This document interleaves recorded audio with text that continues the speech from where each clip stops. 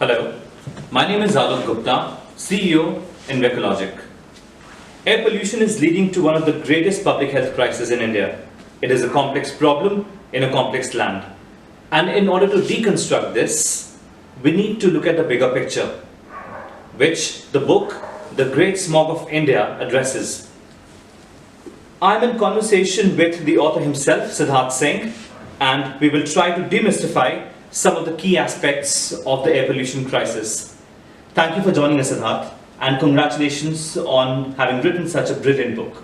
Thanks very much, Alok. It's great to be here, and especially since many of the viewers may not know, Alok and I go a long way back. So it's good to be talking here about this issue together after all these years of experience working in our respective fields, but coming together on this very big issue.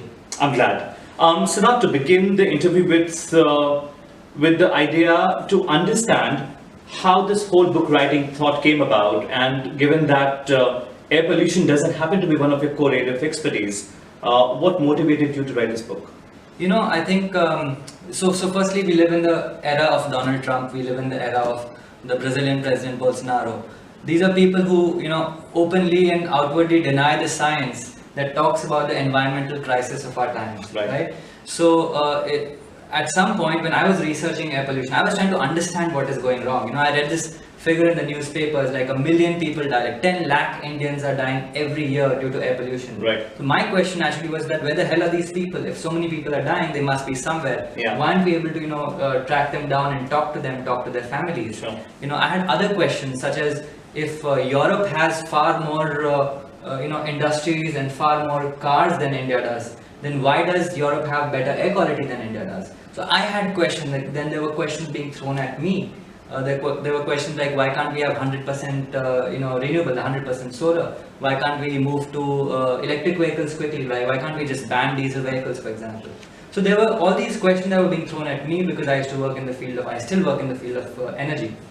At some point I was frustrated and I was like, somebody should write a book on air pollution. Right. And then it took me a while to realize that somebody is going to be me. Sure. Especially because air pollution is such an issue, it is so interdisciplinary. Right. It can be approached from various angles. Right. You can be an economist who looks at the costs that air pollution poses in the society. Mm-hmm. You can be a doctor or an epidemiologist Right. who looks at the consequences of air pollution on human health. Right. You can be a meteorologist who looks at the impact that weather and air flows and so on that plays on the air quality. Mm-hmm. You can be a climatologist that looks at long-term trends in global temperatures and weather patterns over a long-term period to Right. see how that is impacting air pollution. So you can approach this issue from various angles. I was merely a person working in one of those fields, and I realized that there needs to be a body of work which brings together all of this information, which is what the Great Smog of India has attempted to do. Right. And clearly, I've read the book, and it certainly gives a big picture which we all need to take a look at to be able to understand how different factors are coming together. So by and large, Siddharth, I understand that this whole discourse of air pollution crisis has picked up enough traction for various key stakeholders, especially the government, to understand the extent of the problem, the sense of urgency, and the need to act upon it immediately. Why do you think aren't we still seeing some affirmative action and some on the ground measures being taken at a level which contains the problem? So you're absolutely right. I think this is the change that has happened only in the last few years where we've been able to quantify the problem. Right. So I still remember when I used to come to Delhi in the winters. I used to live in Hyderabad back then. Mm-hmm. We used to romanticize the fog a lot. The winter Right. in Delhi is such a beautiful time. Mm-hmm. We used to go out into the markets, and when we breathed out, we had like some smoke coming out of our mouth. Like it just looked so pretty. Sure. It's only now that we realize that much of it was actually smog. Yeah. It is particulate matter, it was aerosol content in the atmosphere, which is Right. actually killing us. Mm-hmm. This has happened off late because I think the sensors that measure this air quality have permeated, and a lot of people have sensors at home. There's been a lot of information that's coming out from the government and private stakeholders. So we now have that kind of knowledge that we can take this issue forward.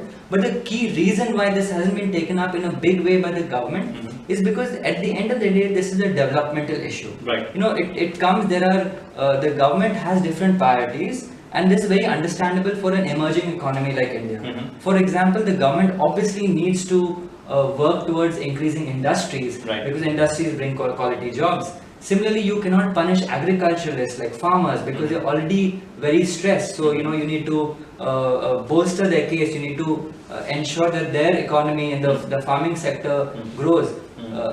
Therefore, the issue that crop burning that we always talk about at this time of the year, it's difficult for us to take action against that, because taking action against that is penalizing farmers. So the government has not been able to make up its mind. There's been no overarching policy of how to deal with this. To be fair to the government has done quite a few things, but devoid of a larger framework, devoid of a larger game plan, these efforts have been failing. Okay. But there's one specific question which makes me really curious. When we look at certain factors which are, taking certain aspects of pollution to the peak in specific months of the year, which becomes really grave issue for, let's say, the population across, the Delhi NCR region. I'm talking about the stubble burning problem. I understand that air pollution is an all-round problem, but specifically, there could be a lot of people who could still pull off with 300 or 350 kind of AQI for the rest of the months, but there could be a portion of the population which is at the brink, which cannot take beyond that, any marginal increase, which becomes difficult for them during the months of October and November. Now, that could be a big number anyway. When we look at some specific defined issues like stubble burning, doesn't the government have enough resources that it can engage with the private sector and bring about a certain specific incentive program, which is an offer which farmers cannot refuse, and establish a certain kind of supply chain where farmers can sell the stubble for money in exchange? And when I look at certain other programs, I mean, if something as massive as demonetization program was executed, which was a mammoth program, which was a mammoth activity to execute. When I also look at some of the telecom transformations with 4G coming in, and how the lowest tier of the economic strata is, even they are using phones and smartphones and 4G network connections, why can't we just ensure a system where the finite number of farmers in specifically 2 states are given exposure to an infrastructure which can bring about the transformation in a matter of 1 or 2 years? So Alok, that's a very good point. Stubble burning has become a really major issue of late. In fact, it's something that we assume that perhaps it's an issue that's been going on for several decades. In fact, not just several decades, several centuries, because you assume that this is how farmers always have historically taken care of the problem. In fact, that's not right. The roots of the problem go back to the Green Revolution. This part of the country did not really have the kind of water resources necessary to make rice a staple crop. But we all know that Punjab is known for its rice, and Haryana is known for its rice. So how did this come about? The roots of this go back to the Green Revolution, which is when back in the day, India used to struggle with food supply in the country, food production in the country. We had to rely on imports. We had to rely on aid from the US government and I would say various other governments. At some point, the government pushed ahead with the Green Revolution, and it was a technology revolution. The revolution brought a lot of tube wells to the region. There were also a basket of policies which, for example, the minimum support prices and the high yielding variety of crops that came in.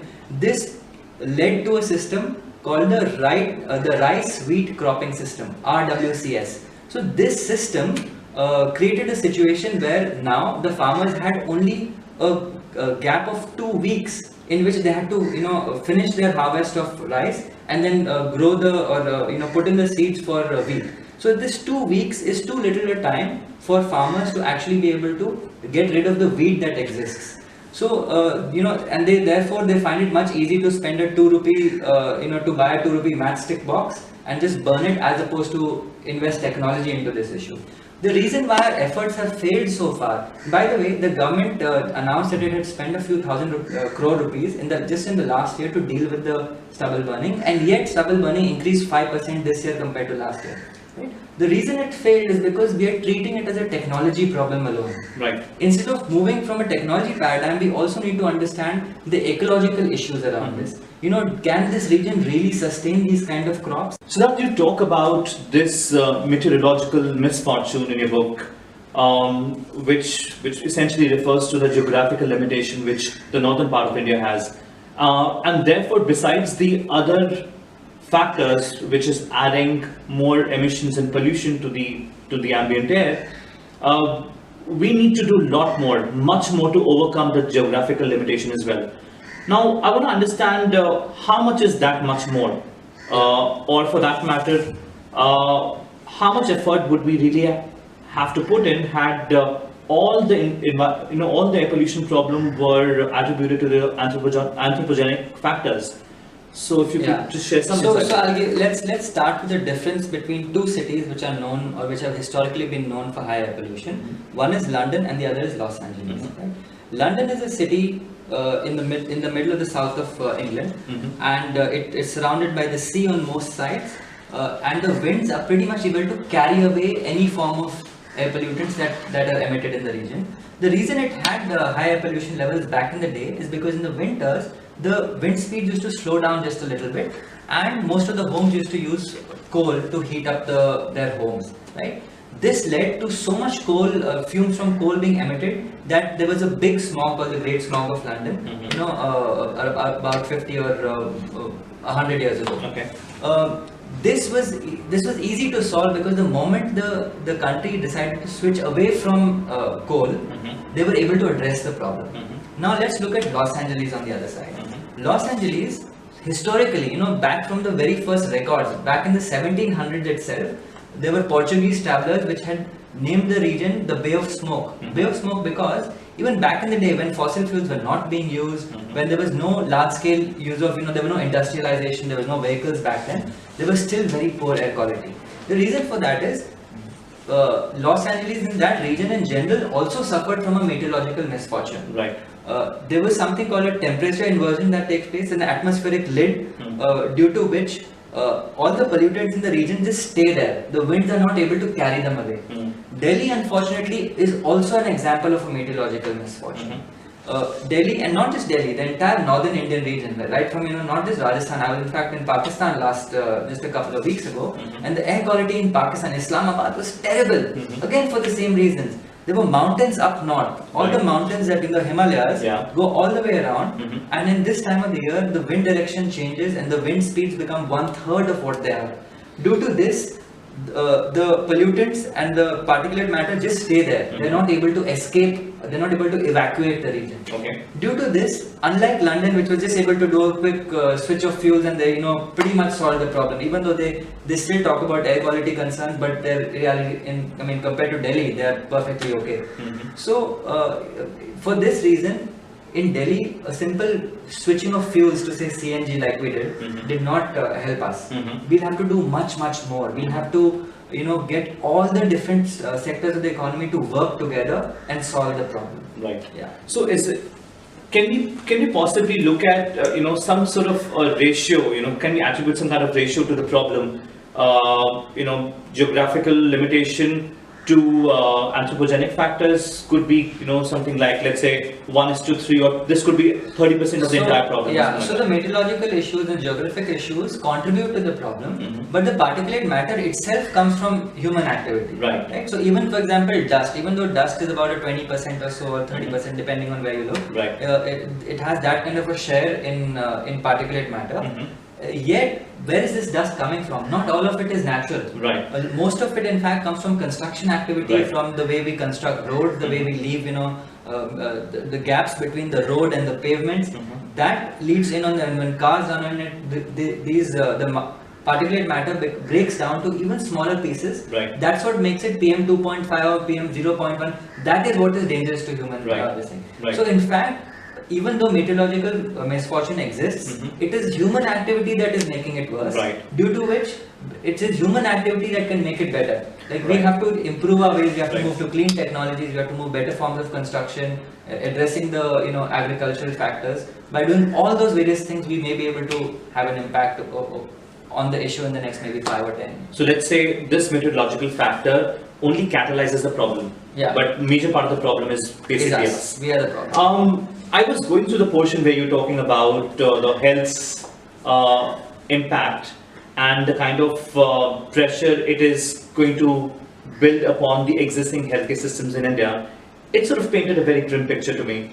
And I want to get your comments on whether it's already a failure as far as the Indian approach to looking at its healthcare system is concerned.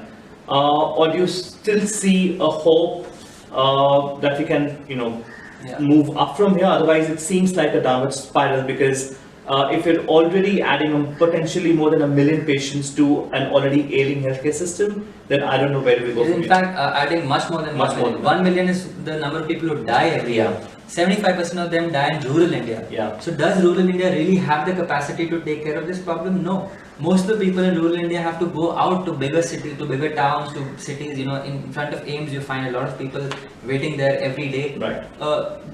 It's our healthcare system is in a crisis already. Yeah. We just don't have enough number of hospital beds. We don't have enough number of doctors.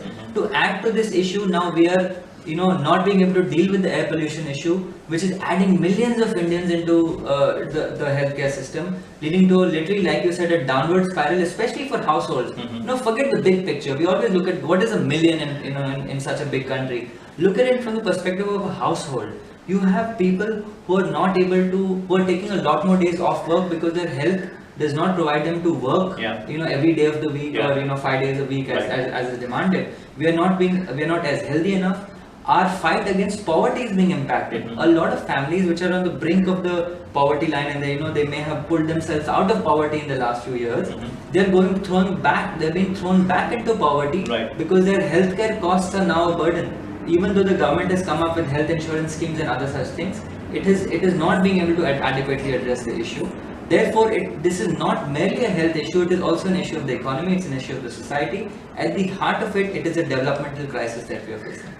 So now, as you rightly pointed out, it's not an environmental problem alone, it is a developmental problem. And therefore, the solution has to be an all-encompassing solution, right?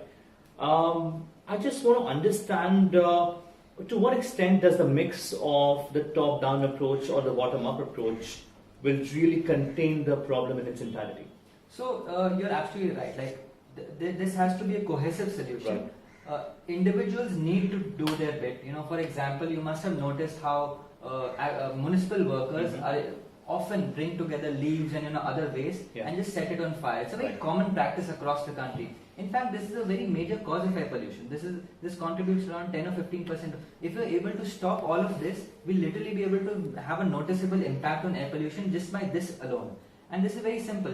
All it takes is concerned citizens like you and me who are able to go out there and stop an individual from burning and just explain to them why this is an issue for their own health. So it's not just something that we are facing. In fact, they're probably more exposed to it because they're doing this all the time. Like this, there are a few other things that we can do on our individual capacities, but at the end of the day, this is a massive market failure. It's a market failure because quality air or air quality is a public good. A public good is one such, the nature of a public good is such that individuals are not able to adequately take care of it because there's no ownership of it. Like we all think that everyone owns it, so no matter what I do, it will be an issue. Every sector looks at it. If you look at the transport sector and you say that diesel vehicles should be banned, the transport industry comes up and says, oh, but we are a small part of the problem. What about the other industries? If you look at the industrial sector, manufacturing sector, they'll be like, we are a small part of the problem. What about the other industries? So everyone passes the buck simply because it's a public good. Therefore, there's a market failure. In other words, to address this issue, this solution can come only from the government. Only the government will be able to regulate all these various sectors and bring together a cohesive plan. I think that just like China, which has a blue skies policy, India should expand its definition of Swachh Bharat to include clean water and clean air. Under this framework, they should be able to push forward reforms in each sector. In the transport sector, this means going for public transport by cross-subsidizing, taxing. I know this is a very controversial issue already, but the taxes collected or the revenues collected from Right. fossil fuel taxation should go to public transport. Similarly, in the case of industry, we should be moving away from coal and towards natural gas and hydrogen, which are cleaner fuels. We should be able to stop crop burning by having an evergreen revolution as opposed to just looking at subsidizing machinery. Instead of that, we should diversify crops and so on. Yeah. Manufacturing, we should have better manufacturing code. We should have people who are able to enforce these codes. All these various activities can be done only by the government. Only this can have a noticeable impact on air pollution. Individual action, unfortunately, will not cut it. The most important thing that you and I can do, however, is to go up to our politician and tell them that it's an issue. Right. One very senior bureaucrat told me that air pollution will be taken seriously by the government the day one politician, just one elected representative, loses his or her seat due to air pollution. Right. Until that happens, it's going to be very difficult for us. Clearly, I think that's a very important point. Air pollution needs to become a major agenda for the coming election as well. On that note, Siddharth, thank you so much for sharing all those insights with us. And I can't thank you enough for actually having taken all the pains to write this book. I actually appeal to our viewers to get a copy of this book and read this. I think this addresses a very big problem of understanding the problem of air pollution, which is not a linear problem in India. It is multidimensional, it is complex, and this book does the job of putting all the right pieces together and helping you build an understanding of what air pollution problem actually is. And understanding the problem rightly is almost 50% of the solution to the problem. So thank you for having written this book, Siddharth, and thank you once again for Alok.